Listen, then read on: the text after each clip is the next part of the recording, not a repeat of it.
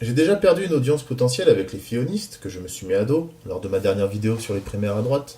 Et là, je m'apprête à en perdre davantage encore, surtout quand on connaît maintenant le nombre conséquent de gens qui veulent Macron comme président.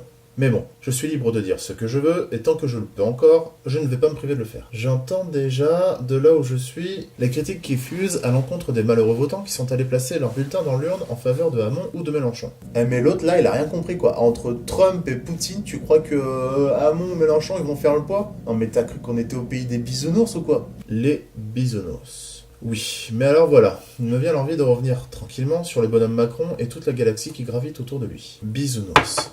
Voilà le programme qu'on a tous normalement reçu dans notre boîte aux lettres et qui supposément doit pouvoir nous aider à choisir quel candidat se rapproche le plus de notre vision du pays et de l'avenir. Prenons donc ce programme et regardons ensemble ce qu'est voter pour Emmanuel Macron. Alors, d'abord, et il est important de commencer ici, le programme propose, je cite, une baisse de 60 milliards des dépenses publiques. Ok. Bisounours. On continue. Suppression des cotisations salariales, rapprocher le net du brut. Suppression de la taxe d'habitation pour 80% des Français. Tiens, d'ailleurs, au passage, on se demande encore qui sont les 20% restants, mais ça, c'est une autre histoire. Investissement de 50 milliards d'euros pour la formation des chômeurs, la transition écologique, la rénovation urbaine, enfin bon, bref, une espèce de va-tout, là, où il y a pêle-mêle le chômage, l'écologie et les infrastructures. Ensuite, 10 000 policiers et gendarmes supplémentaires, service national universel obligatoire de 1 mois et tout ce que ça va coûter comme frais de prise en charge, une zone euro avec un budget commun pour investir, 5 000 gardes-frontières supplémentaires, généralisation d'Erasmus, c'est-à-dire 200 000 jeunes à envoyer partout dans l'Union européenne et à prendre en charge, investissement massif et réorganisation de l'hôpital, investissement massif, doublement du nombre de maisons de santé,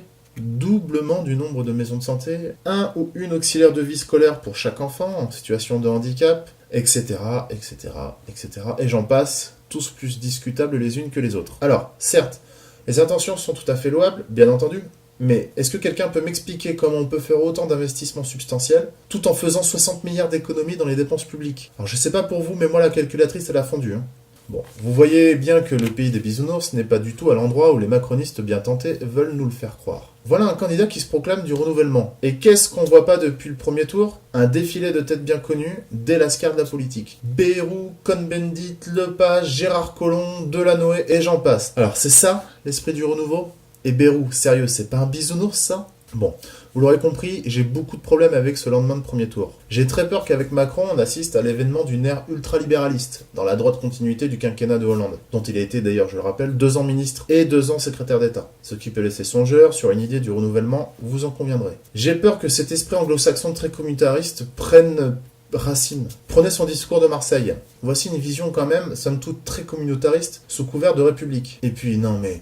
Vous avez vu la Brigitte? Superbement à l'aise lorsqu'il s'agit de rejoindre ses amis people dans une brasserie chic parisienne pour fêter la victoire au premier tour, comme s'il n'y aurait de toute façon aucune chance que le second tour vienne perturber leur marche vers l'Elysée. Là je peux te dire, tu les sens les cocktails mondains et les soirées chic à l'Elysée. Hein. Tu la sens quand tu la vois la Brigitte, les économies dans les dépenses publiques? C'est dommage et horrifiant de se rendre compte que, pour une fois, on tenait peut-être là une chance de changer la donne, de faire ce que tout le monde n'arrête pas de crier à coups de micro-trottoir dans les journaux télévisés ou en dégueulant leur bile anonyme sur Internet, à savoir virer tous ces parvenus de la République et inviter le citoyen à entrer en force dans le jeu de la Constitution, en réécrire les règles. Mais non, le peuple a parlé, ce sera donc Macron. Quand tu fais ce dernier calcul et que tu additionnes d'un côté Le Pen, Fillon et Macron, et qu'en face, tu additionnes les scores de Hamon et Mélenchon, bah ça fout un peu les boules quand même, parce que tu sens que le pays n'est pas exactement dans la tolérance, l'ouverture et le progressisme que tu recherches. Quant aux macronistes patentés et qui veulent tout faire ou dire pour convaincre du moins pire, eh bien je soupçonne une pointe de nihilisme chez eux,